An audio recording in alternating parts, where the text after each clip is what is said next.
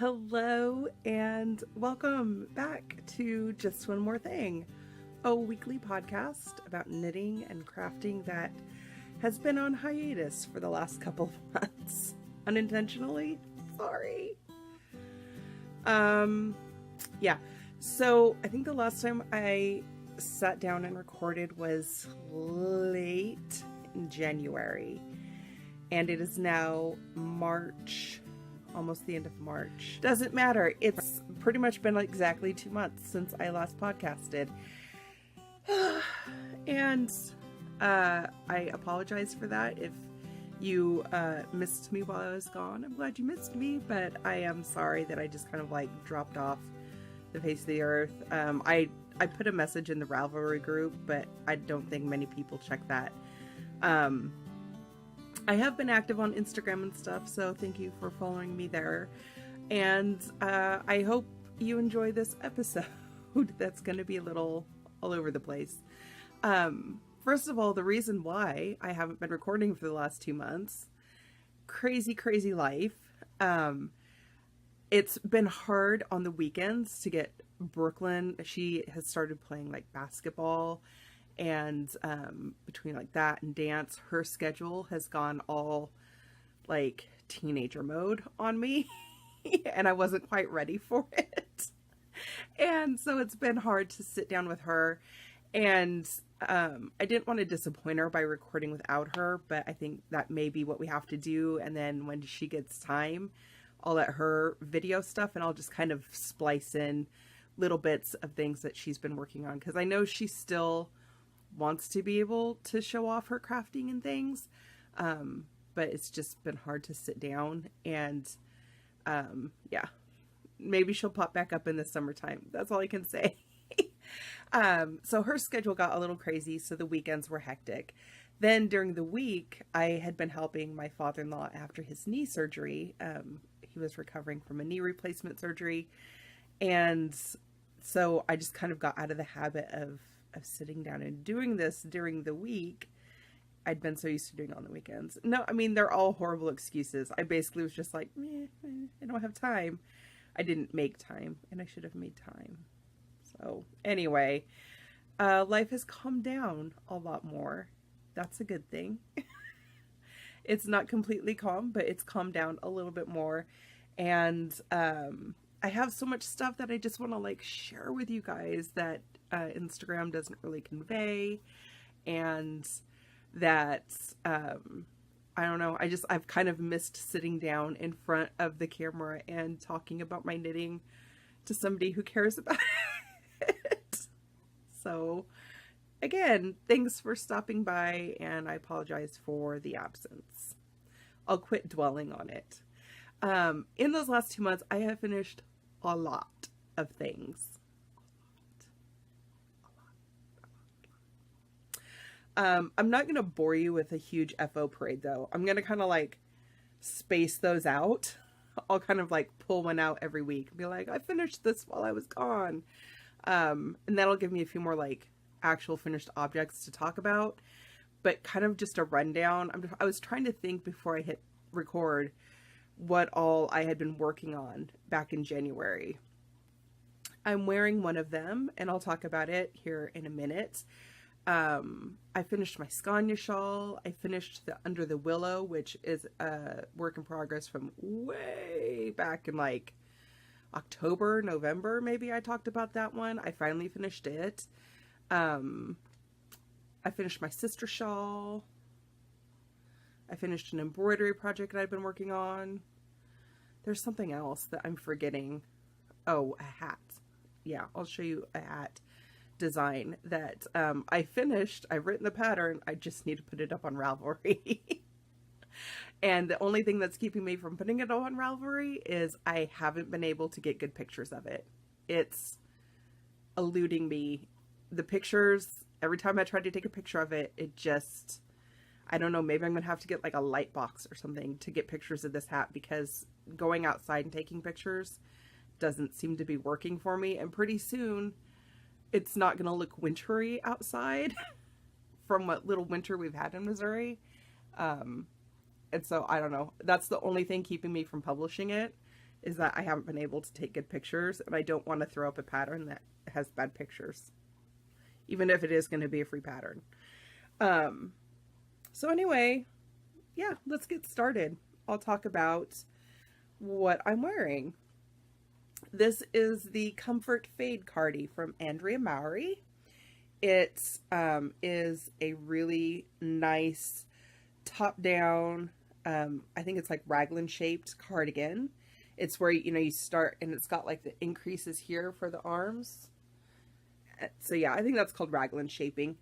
And it's got the shawl collar on it, which I'll talk about here in a minute. And yeah, I really, really enjoyed this knit. It took me quite a bit longer than I would have liked. Not that it's not that I think it's a long knit necessarily, because I've seen people knit it much faster. I don't know why. It took me a while. I finally got the body part of it done. The rest of it went quite a bit faster. So let me see. What do I need to tell you about this? It's knit in DK. That's nice. I had to go quite a few needle sizes down in order to get anywhere close to gauge. I was also concerned because I was knitting it in superwash, and superwash has a tendency to like really grow on you, and not really like snap back. Like the memory isn't great on superwash yarn. So I was a little concerned about blocking it, but it actually didn't grow as much as I thought it would. I was like really careful not to, like when I lifted it up out of the bath, I lifted it up with like a strainer so that it wasn't like pulling in odd directions. When I laid it out to dry, I was like really careful not to like stretch too much and lay it out really nice and flat and just kind of like pat it and not like really tug or anything on it. So it blocked really nicely. I'll kind of show you. I put up a little video on Instagram that showed it better, but I did dye the yarn myself, and that was another thing that kind of kept me from finishing it quickly. I kept changing my mind on the colors and getting more yarn and dyeing more yarn. So I actually ended up only using about 2 skeins of each color. The pattern in my size called for like 3 in the like 4th color. I think it called for like 2, 3, 3, and 3 of the color, like skeins of the colors. But anyway, I was able to get by with about 2 skeins of each color. And the way I got away with doing that, I think, is because when I got to the collar and to the cuffs, I didn't follow the pattern exactly. I had quite a bit left over. The most I had was my color one, which is this kind of golden color here on the outside. So I used more of it in the cuff than was called for. You can kind of see, like there's my color 4 and 3, and there's like 2, and the 2 should have kind of come up more about to here and then the 1, but that's where I was starting to run out, so I used a lot more of the color 1 up here in the cuff than was called for, so because that's the one I knew I had a lot of extra for. And then in the shawl collar, it should have started, let's see if we can see, here's where I picked up for the shawl collar. So it should have started with color 1 and worked out to color 4, so that this gray color would have been right here on the outside. But again, this was a color that I didn't have very much of, so I went in reverse, and I basically did it like the cuff, and I went from color 4 out to color 1. And yeah, so there it is, the Comfort Fade Cardi. I'll try to put up a link to a project page. I'll try to get my project page on Ravelry updated so you can see all my details. I don't think I really made any other modifications other than the way that I did like the color fading in the collar and on the cuffs. I might have made my collar a little bit wider. I can't really tell from the pictures, but after I knit it, I got to thinking I might have done my short rows too long, like repeated them too many times. When I picked up for the band, I didn't follow her ratio. I did the oh, it was a Craftsy class called it's like a pickup edges, like pick up and knit kind of edging class on Ravelry on Craftsy. And so I followed their ratio instead of the one in the pattern. And I'm really glad it hangs really nicely. It picked up really, really well. But because of that, I didn't have the exact number of stitches that Andrea did in her pattern, and I didn't want to mess with like adding in stuff. So I basically kind of like winged it when it came to where I started my short rows. And then to get the repeats, I think I just repeated it too many times. So my collar might be like a little bit longer, like a little bit taller. Can you see where it starts? Like right there up to there. But I like how it lays. It lays really well and I like it. I'm happy with it. So overall, it was a really great pattern. Highly recommend it.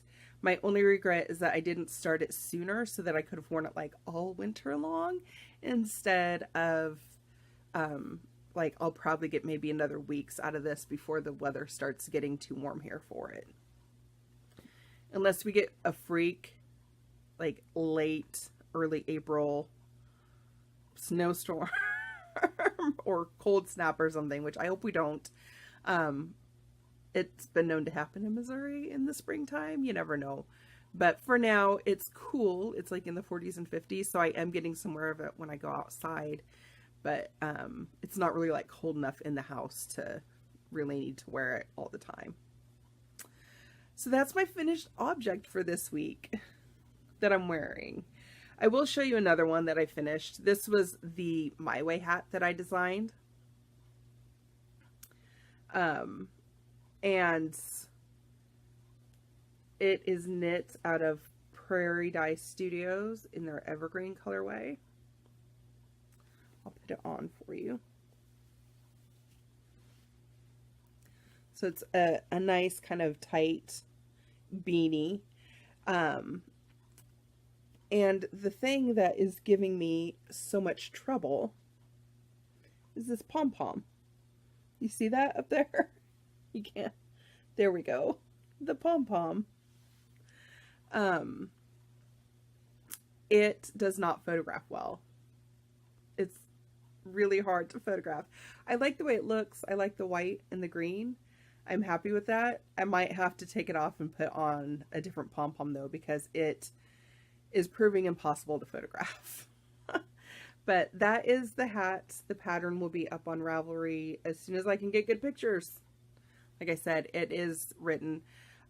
My earliest intention was to write it as not just a hat pattern, but like using that stitch pattern and being able to make like a cowl or a headband or like a messy bun hat or a full-on beanie. And I still have all those numbers like worked out, but I think I'm just going to, it's scaled back to where I just did the hat pattern, and then maybe I'll put in notes about like different numbers, because I also did not have time to knit up a sample of the cowl and like all the different steps.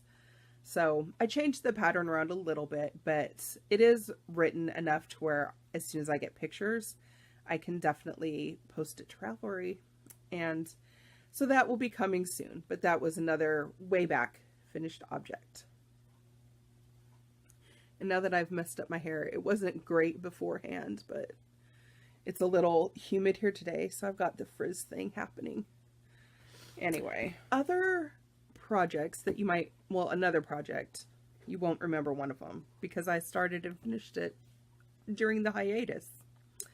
You might remember this. She's Whiskey in a Teacup. I finally finished it. I still need to put a backing on it, but I haven't decided if I'm going to take the outer rim off and paint it maybe. I haven't decided. I also haven't decided where I'm going to put it in the house, but I am happy with how it turned out. So I finished that. The fabric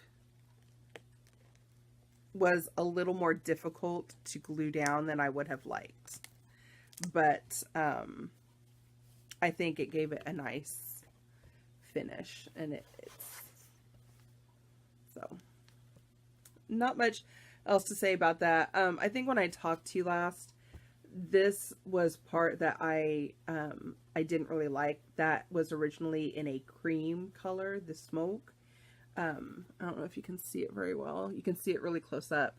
I tore out the cream and I did a like 2 strands of the gray and then a strand of this kind of yellowish green, and made it a little more smoky looking from way back. Steamy looking, I guess. I don't know. But yeah, overall, I'm really happy with it. So that got finished mostly. I also added another critter to my funky farm. I'm going to tilt this just a little bit. You might remember the funky sheep, or the funky chicken, and the funny sheep, or the fancy sheep. I don't know what I called her. Franny the sheep and Beyonce the chicken, and now we have Llama. So this is my latest little creation for my critter wall. I don't have the original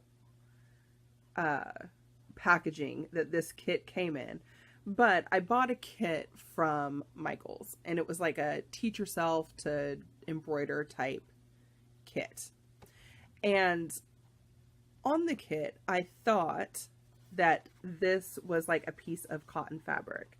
I mean, it kind of looks like fabric, right? And I thought that it just had like I thought it was a solid piece of fabric, and then it just had pieces that you then would like lay on it and sew down. It was like felt pieces and embroidery floss. And so my thought was like, well, I'm not going to use their little felt pieces, but I liked the fabric, and I was going to do like embroider a whole llama, like an actual from the side view llama on here. I had a cute little picture and everything all picked out. I open up the packaging and come to find out this is, imagine that kind of papery, weird fabric interfacing material that you use to maybe do like iron-on transfers. That's what this fabric is. It's more like paper than it is an actual, it's not like a cotton fabric. It's not at all what I thought it was going to be.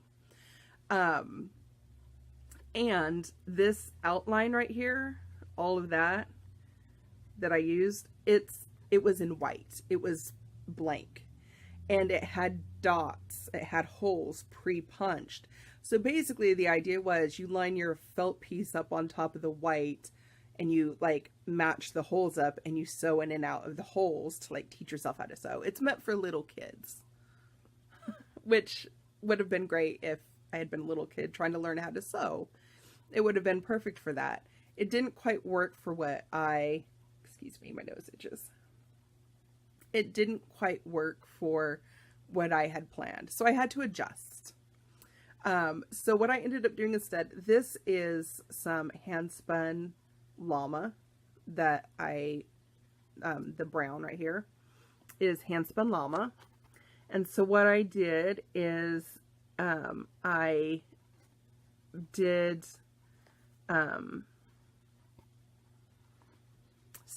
seed stitch, not seed stitch. What's the back stitch? There we go. So I did back stitch all around the border, and then I did French knots here for his fur, and then I did satin stitch on his face, and then I went back in and I embroidered the eyes, like those are French knots for the eyes, and then just a simple, you know, embroidery for the nose and mouth. And then the pattern was like a llama with a scarf. So there was this weird like scarf outline over here and over here that didn't really match up with, like it would have looked weird to it just would have looked weird. Like I had to put a scarf on him, which, I mean, let's face it, the scarf is pretty cute. So what I did here is, with, I think they were like size 1 needle. It was like sock size type needle. It was ones or zeros, and some lace weight yarn. I knit him a little scarf. I don't know if you can see that. You can see it better from this direction what I did. I basically took 3 stripes and I just striped, like I did a row there and back.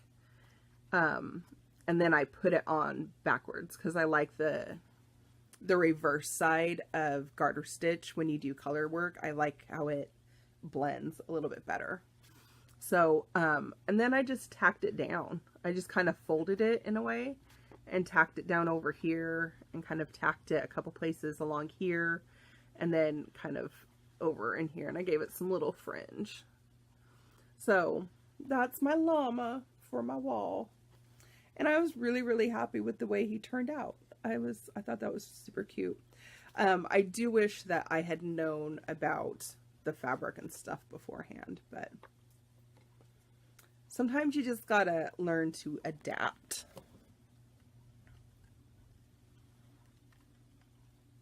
One of my favorite, it's almost Easter, chilling with my peeps. This is raspberry mojito tea from David's Tea, and it is so good. So good. It actually doesn't really have any tea leaves that I can tell in it. It's basically like dried raspberries and dried lemon, and I basically just get a couple of like spoonfuls of it, and I keep it in a pitcher of water in the fridge, and like it just sits there and it just stays steeped. And then I just periodically refill it with water. It's really good. You should try it. Okay, let's move on to works in progress. I'll show you the oldest one first. So I've been putting in some work on my dotted ray shawl, and I'm in the middle of the row, but that's okay. So it's coming along. Slowly but surely, it's making some progress. This is some hand spun Falkland that I bought from Once Upon a Corgi. It's in her Hedwig colorway. And as you can see, it's a very fine lace yarn.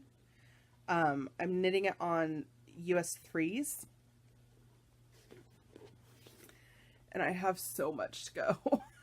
There's a lot of yarn. A lot of yards left in that. So that's kind of a long-term project, but I have been working on it a little bit here and there. It's making progress. One day it'll get done. Earlier this week, I started on my next sweater because I've kind of caught the sweater bug after knitting this, and now I want all the sweaters and all the cardigans. I am working on the worsted Boxy from Joji Locatelli, and I've already made quite a few adjustments to the pattern. It doesn't look like much right now because I'm still in that endless phase of stockinette knitting before you separate for the sleeves. So I'll show you the most exciting parts. When, I don't know if you remember, but like go way back to episode 1, 2, 3, I was knitting a like the regular fingering weight Boxy for Brooklyn. And during the cast on, I somehow managed to twist the cast on row. Like, I was super careful. I knit things in the round so many times. I know how to check for twisted cast on. I thought I had it perfect. But with so many stitches, I can't remember how many that was. It was like 300 some stitches around, I think. Yeah, I don't know. It ended up being a nightmare. I ended up having to like cut one of the sides and like stick it back together, like sew it, seam it back together. And yeah, it ended up being kind of a nightmare. I fixed it. It works, whatever, but I did not want to go through that again. So with this one, I decided just off the bat, without even trying, I was going to do a split hem. Let me see if I can find it. Yep. So there,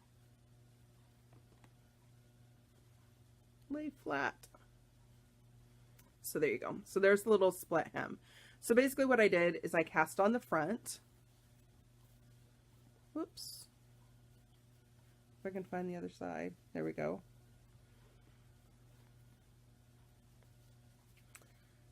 And it, until you block it, it doesn't like to lay flat. So I cast on the front hem on one needle and I knit in, you know, the ribbing. I think I went a couple more rows than is called for. I wanted a little bit extra long ribbing. So laid that aside. Then I cast on for the back ribbing. Oh, that's why it was laying weird, because I was trying to. So this was the front. Right there. And then I cast on for the back. And I don't know how well this is going to show, but there we go. Okay. So if you can see the front hem and there's the back, all this down here. So what I did on the back side is I put in some short row shaping, whoops, to give it some extra fabric, and it's not going to show up well. There, we kind of get it. But I put in some short row shaping so that there was like some extra fabric down here, basically to cover the butt. I wanted, trying to think how to describe it. It's not really a high-low hem. I guess maybe you could describe it that way. If you are familiar with LuLaRoe and their Irma shirt, that sounds like Irma shirt, and some of their others, they kind of like, they're boxy looking, but then they dip down in the back and they basically just like are much longer in the back than they are in the front, so that you can like wear them with leggings and things. And that's what I wanted to be able to do with this. So I made it quite a bit longer in the back, and then I'm going to knit it longer so that it comes down and hits not at like the waist or at the hips, but like just below the hips. So I'm basically knitting a really long boxy sweater. So it's coming along slowly but surely. It's coming along. I also posted on Instagram a very handy tip that I thought I would share here as well. You might notice there along the inside that yellow yarn. I have found that I'm one of those like people who I knit and I'm like, oh, let's see how many inches I've gone, and I measure and like, oh, am I there yet? And I measure again, and I'll go a few more rows and I'm like, maybe I'm there. I'll measure again. I'm kind of an obsessive measurer, and that basically slows you down, and you end up playing head games with yourself, like, oh, surely I'll be there in just a couple more rows. And then you measure and you're nowhere near where you thought you were, and it's a little discouraging. And you think, oh, I'm never going to get there. So on something like this, where I know I'm going to have to knit miles and miles and miles of stockinette in the round, I basically took some yarn and I put it here where I knew I was going to separate for the sleeves, and I pulled it down to where I wanted it to land on my, on my hemline. And I cut that piece of thread that long. So I knew this is how many inches I need to go until I separate for the sleeves. I attach it just with a little overhand knot down here, because that's where I'm going to measure from. I'm not going to measure from the cast on edge. I'm going to measure from this part of the split hem. And then I just, as I knit, I flip it back and forth over the row so that it runs up the inside there. And then when I get to here, when that yarn has run all the way up the side, and I get to here, I know I'm ready. Like I've already pre-measured. I know that's how much I needed to knit, and I can move on to the next part of the pattern. Like that's where I can separate for the sleeves, and I don't have to pull up my measuring tape every 5 seconds, and I can just sit and knit and knit and knit and just not worry about it. And then it also keeps me motivated. Blah, blah, blah, blah. It also keeps me motivated because I know, like, okay, this is how much more I have to go. Okay, so that is kind of the works in progress at the moment. I do have a couple of others, though, that I'm going to share with you that are going, like, very soon to be on the needles. And here's a blast from the past. Do you guys remember this? Does this look familiar at all? Yeah. This was the vest that I knit for my mom. The Meridian vest. It's actually a cardigan from Joji Locatelli that I was knitting for my mom for Christmas. You may remember it was one of those, like, I'm going to run out of yarn. No, I'll be fine. I'll be fine. Well, I'm pretty sure I'm going to run out of yarn. I think I'll make it. I think it's going to work. I'm definitely going to run out of yarn. Yeah, we're going to run out of yarn, but I think I can fudge it enough that it'll work. Ended up being like the worst Christmas present ever. Ended up, she didn't even get it for Christmas. She did get it by her birthday. But as I imagined, and I think I talked about this on the podcast as I finished it, I was pretty sure it wasn't going to be what she wanted. I knew she was going to want like a much wider sleeve, like right here. She wasn't going to want just like little straps. She was going to want like actual, you know, from neck to shoulder coverage. And I kind of got the feeling that it was going to end up hanging on her, like it was going to be too long in the back. I kind of figured she would have wanted something a little more cropped, like at the hip, like all the way around, like same, so that it didn't like dip down like this, but it went like this, like straight across on her back at the hip level. So I kind of had it in the back of my mind that like, this isn't going to be what she wanted, but then she's not going to tell me that she doesn't like it. She's going to try to wear it anyway, or it's going to hang out in the back of her closet. And I actually want her to get use out of this. So I was pretty adamant that I'm like, you got to tell me, you got to let me know if this doesn't work. I will reknit something different if I need to. And she's like, oh no, it's fine. I love it. It's perfect. I love it. And I'm like, I don't think she loves it. And so I kept insisting that if you really need me to, like, please send it back and I will reknit it if we need to. So she finally ended up admitting that, like, yeah, after she'd worn it a couple times, it really wasn't what she was wanting or what she had envisioned. So she did. She sent it back. I'm going to be ripping this out. It was a labor of love. It was a nice pattern, but it wasn't the right yarn for the pattern. I didn't have enough yarn, first of all. And my hacks on the pattern, because it was written in fingering weight, and this is more of like a worsted type weight. It just wasn't compatible. Like all the math, all the hacks and stuff I made to it just didn't work out. If I'd had more yarn, I think it would have been okay. But yeah, it just wasn't working for anyone.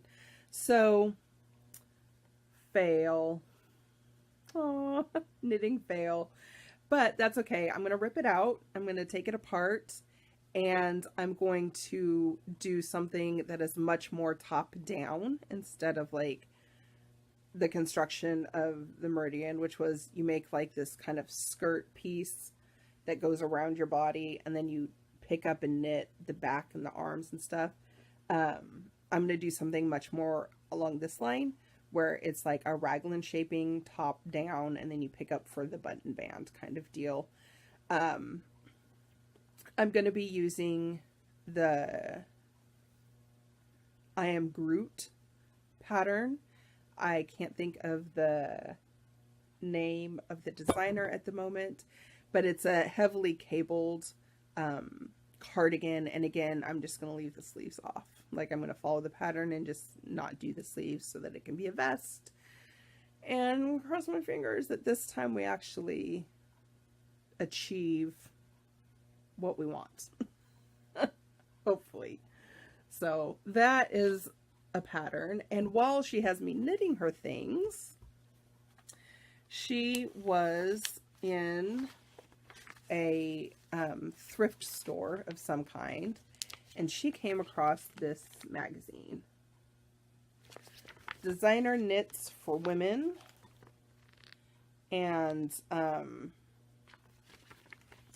don't know if you can read that. Bergere La France. Maybe you can read that website a little bit better. I don't know how to pronounce it. It's basically a yarn, as far as I can tell. It's a French yarn. And so it's got all of these like sweater patterns knit with this yarn. And it looks to be, I don't know if it has a publishing date in it. I don't see a date. But just from looking at the pictures, I mean, they look a little dated. So, I don't know. Anyway, she was flipping through this little pattern of sweaters, this book of sweaters, and she found, there we go, this one. And she said she really liked it, and she wanted this exact sweater and that exact color, and would I knit it for her? And I said, if you buy me the yarn, sure. It's called the Asymmetric Sweater.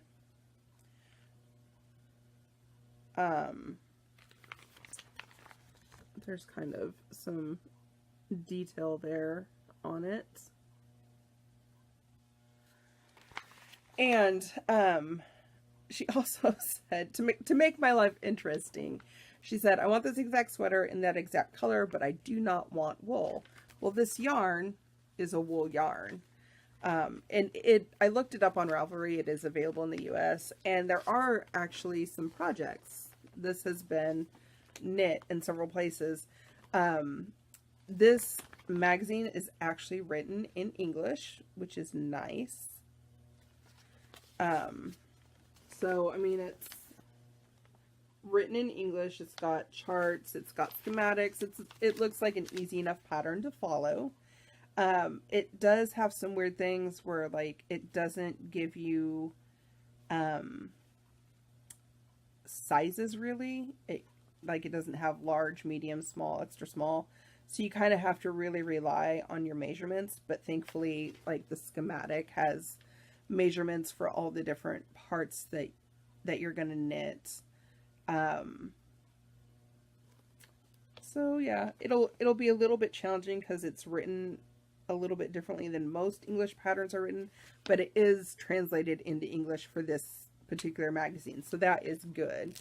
One of the things I saw on the Ravelry project page was a lot of people were trying to knit it from the pattern that was written on, it's like the pattern is in French, on the company's website. I think it's free on their website. And a lot of people had been like looking for this particular magazine and the English instructions for the sweater. So I feel kind of lucky that I'm getting this and not just like a picture of like, hey, knit me this sweater, and then finding out that it's in French and having to try to translate it. So lucky thing there, I do have the magazine. And because I really wasn't attracted to any of the other sweaters in here. Like, they probably just weren't for me. I don't know. This one's not bad. That cabled one's not too bad. But I don't see myself knitting any of these. So once I'm done with this, I will probably put the, if that weren't a turtleneck, I could probably wear that one. If it weren't a turtleneck, I'd have to do away with that. Anyway, I'll probably put the magazine up for sale on Ravelry after I get it done, or offer it to somebody who's looking for the English translation. It is a nice magazine. It's just I only need it for this one pattern that my mom wants me to knit for her. And I was talking about her making my life interesting. She doesn't want it knit out of wool. She lives in Colorado. You would think she would be okay with knitting things out of wool. No, she is not. So anyway, she was like, maybe knit it for me out of cotton or like acrylic. And I didn't want to knit it for an acrylic because I knew she would not like that at all. So anyway, her yarn came today from Craftsy. I'm going to open up the box and show you what yarn we decided to pick.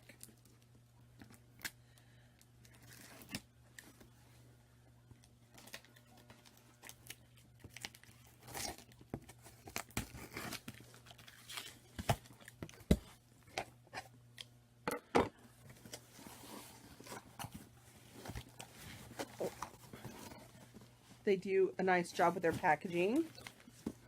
You always get a Craftsy magazine with your order. That's nice.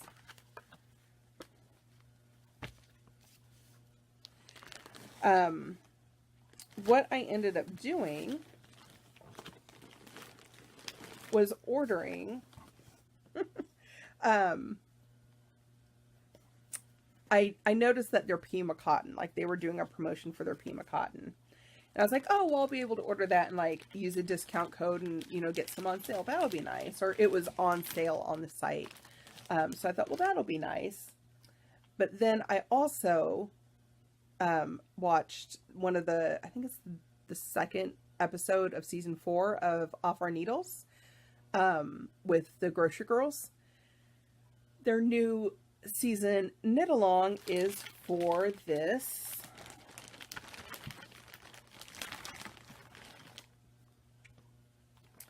novelty sweater, and it's using the Pima cotton that was on sale. And the Grocery Girls do a thing where Craftsy puts the kits for their knit alongs on like a 50% off kind of a deal, so it was even cheaper. So I ended up buying several of the kits for this novelty sweater so that I could get enough yarn to knit Mom's sweater, the asymmetric sweater, and then I think I'll probably have enough left over that I can knit myself the novelty. So I got quite a deal on the yarn, and I have a whole big box of Pima cotton now. So there's a full picture of the novelty. It's actually quite nice. You get a paper copy of the pattern when you buy the kit.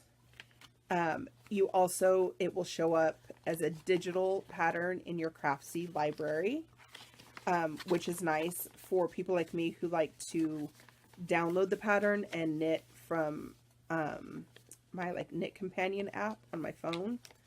I don't always take paper copies of patterns around with me, but it is nice that you get a paper copy as well. And they come packaged in these drawstring bags. Get that out of the way. There we go. So you kind of have a project bag as you're working. So I bought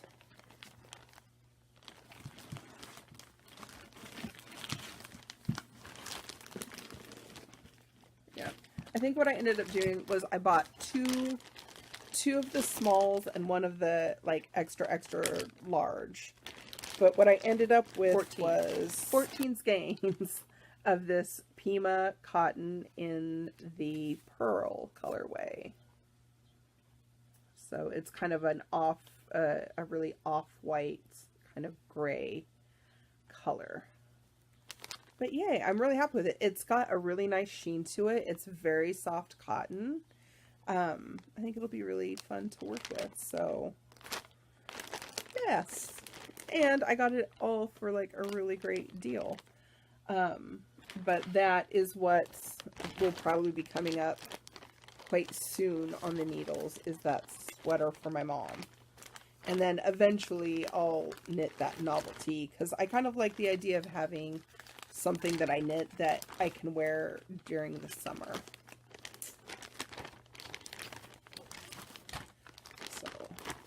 of all that. So you can fit quite a bit of yarn in these big bags. And it's like a project bag on the go. So,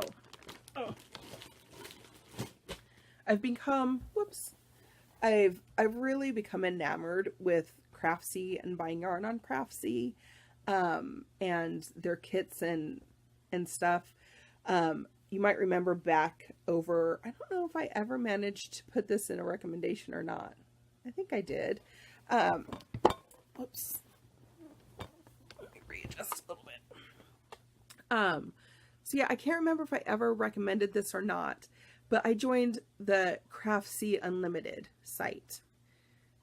I'm almost 100% sure I mentioned this on a podcast. But kind of my gift to myself over Christmas was to join Craftsy Unlimited, which ended up being a really good deal because I have watched several classes on there already, and not just about knitting. I downloaded one about using your like iPhone to get good pictures and how to get the best quality picture out of your iPhone. That was an interesting one. There was one on gardening that I really enjoyed, and I think I saw Amy Beth of the Fat Squirrel Speaks podcast talked about that same gardening one, that she really enjoyed it as well. It was like how to, it was all about like growing vegetable, like a good vegetable garden. That was interesting. Brooklyn has watched several on jewelry making and drawing and like shading with colored pencils. She's really enjoyed those. So between the two of us, I think we're definitely getting my money's worth out of the Craftsy Unlimited subscription. The other thing I like about it is it seems like I always get free shipping when I order yarn from the site. So that is a plus. And then I think like once a quarter, they send you, and I don't know if this is like a continual thing or if it's only for the first year, but in your email, like once a quarter, you get a coupon for $25 worth of supplies. Like you can use it however you want on their site. So a while back, I actually ended up getting like quite a few skeins of the Cloudborne, the sock twist, just in different colors that I liked. But it was like $25 worth of yarn that I didn't have to pay for. It was like, woohoo, free shopping spree. And it's surprising how much yarn you can actually get on their site for $25. So that was pretty cool. I enjoyed that. Definitely would recommend signing up for Craftsy Unlimited. If you like watching if you really like watching their classes, you pretty much, in one or two classes worth of watching it, it pays for itself. So there's my little plug for Craftsy. I don't think there's anything else that I wanted to share. I'm already at like almost an hour, and that's a lot of me yammering at you for a whole hour. Hopefully I'll be able to cut quite a bit of it out in editing. We'll see. Who knows? I promise that I won't go on crazy long hiatus again like that. I'm sure once Brooklyn gets out of school, probably like mid-May-ish, we'll start bringing her back into the podcast because we'll have a lot more time during the summer to do fun stuff like that. But until then, it might just be me. And there's a text that I need to not ignore. So I'm gonna let y'all go, and I hope you have a wonderful week knitting and crafting. Make sure to come say hi over on the Ravelry group or on Instagram. I'd love to hear from you, and we'll see you again very soon. Bye.